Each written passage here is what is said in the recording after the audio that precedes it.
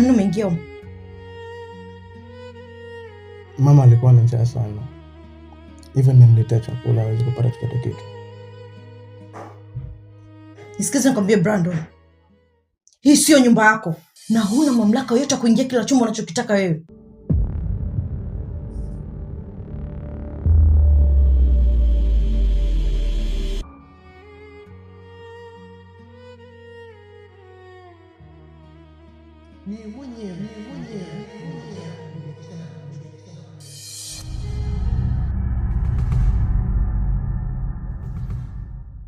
Madam ngoja kwanza.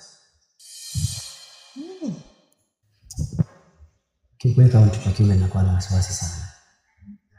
Alafu hii inakuwa sio sawa. Yaani inawezekana vipi kila siku nakuwa napata ujasiri kuja kwa kitanda cha mume zangu? Mwache mambo ya kitoto ujue. Ujue mtu mzima sasa hivi. Hivi na maana mimi nikuleta ndani, afu kwa hamna usalama kweli? Anakuona nani shaka ndo ndani hamna mtu yote. Njoo tu enjoy tu raha. Sona ugopa nini? Mwisho siku nyinyi ndio watoto wa kike tu. Mtu ametaka jambo lenu utafanya lolote lile. Tena kwa kujiamini. Aya vipi kuhusu mimi? Nishakuelekeza yule mama haoni. Yeye mama anahakikisha kabisa nimempofoa macho, nimemwacha. Kwa pale haoni chochote kama tukiingia ndani. Hatujui kama ni wewe.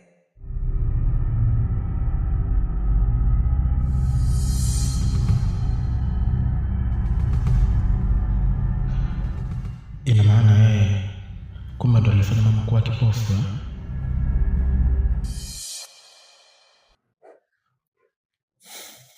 Huyu ni mama wangu na humo ni chumbani mwake.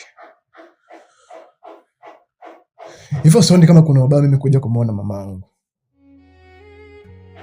Sijui umenielewa?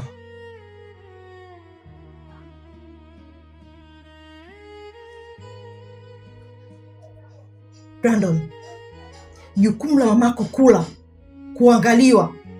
Maangalizi yote yananihusu mimi na sio wewe. Na usije ukajiingiza kwenye mambo yangu. Utakuja kujuta kunijua.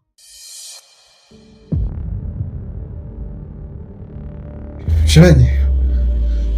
Nini unatufanya hichi shemeji?